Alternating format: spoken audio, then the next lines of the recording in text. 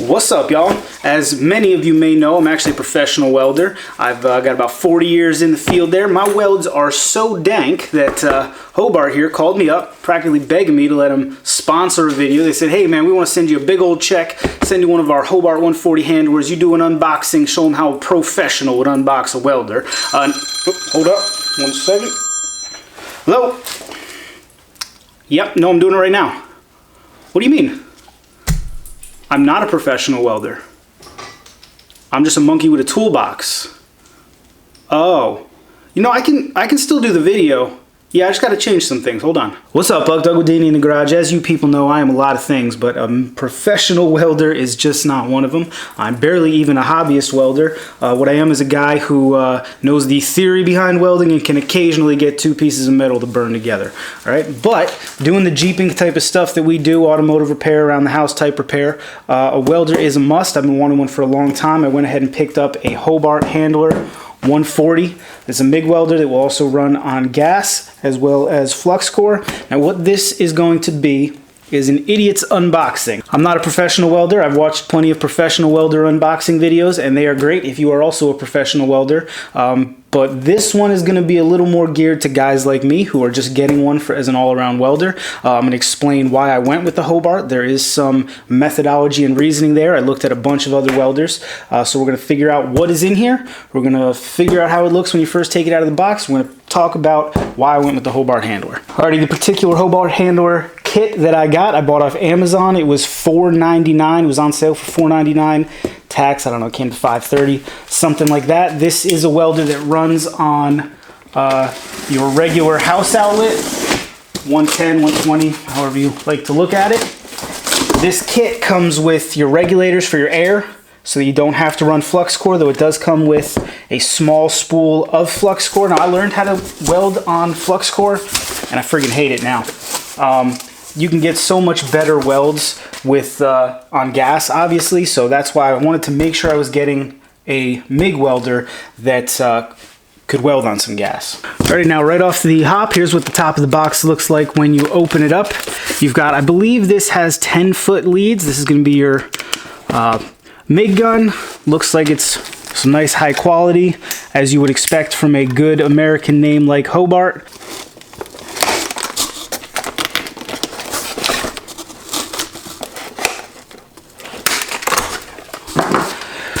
So here we go, we got our leads. They look real high quality. The only machine that I'm really comfortable on is Eric's 190. That's a Lincoln. And this actually looks a little beefier than the Lincoln even. I like it's kind of a small MIG head right there. I'm noticing right off the bat compared to the Lincoln, but not as chunky as some of the other ones, you know. That's good. Let's put those aside. Got your ground clip. We're gonna have to find the ground line in here and set that up. This is going to be for your gas, I believe. It also comes with a few separate tips. It's basically a kit to get you started so that out the box you could weld some flux core. It comes with a fun little keychain here to tell you the gauge of the metal as well as the gauge of the wire.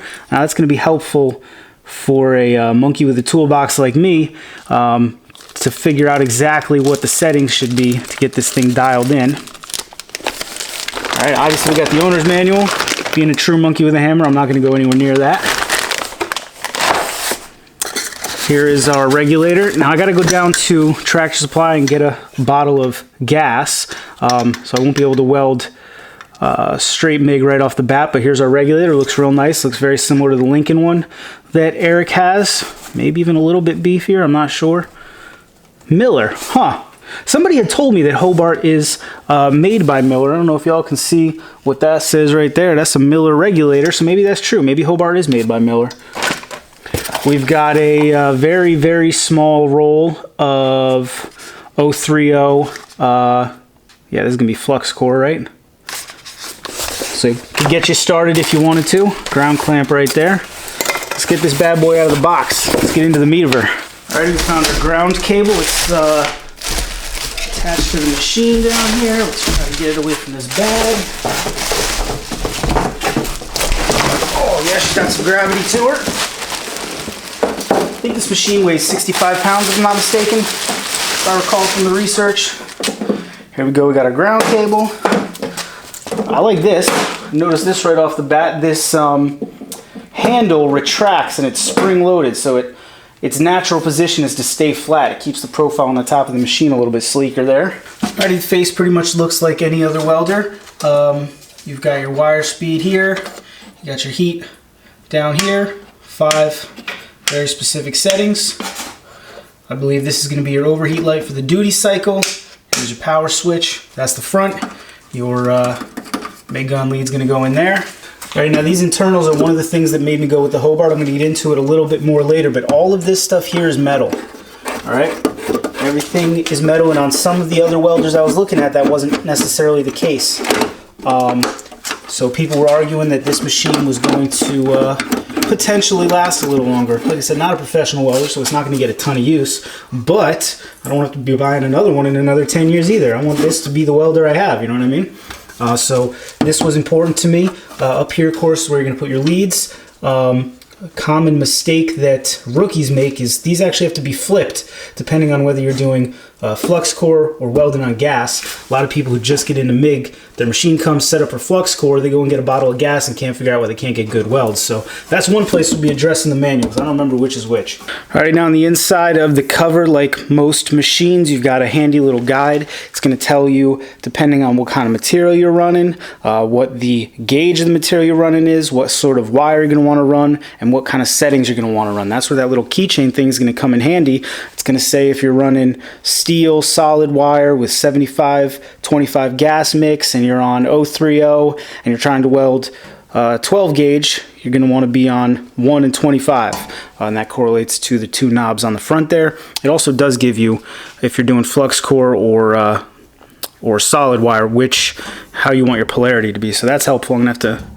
make sure we check that out. Back of the machine's like anything else. I believe this comes with a 6-foot power cord, which is pretty standard on a machine this size. This is going to be your gas inlet. There's some additional literature if you need something to read. And of course you got your fan coming out the back. And that is pretty much the machine in a nutshell. Of course, on the top of the machine, they've got some good little warnings here, some idiot stickers, nice little hotline. That's kind of interesting. I wonder if I could call and ask them why my welds look like such garbage and whether I should be pushing or pulling the puddle, because I can never figure that out. Who the heck knows? Now let's get into the good bit. Why did I pick the Hobart?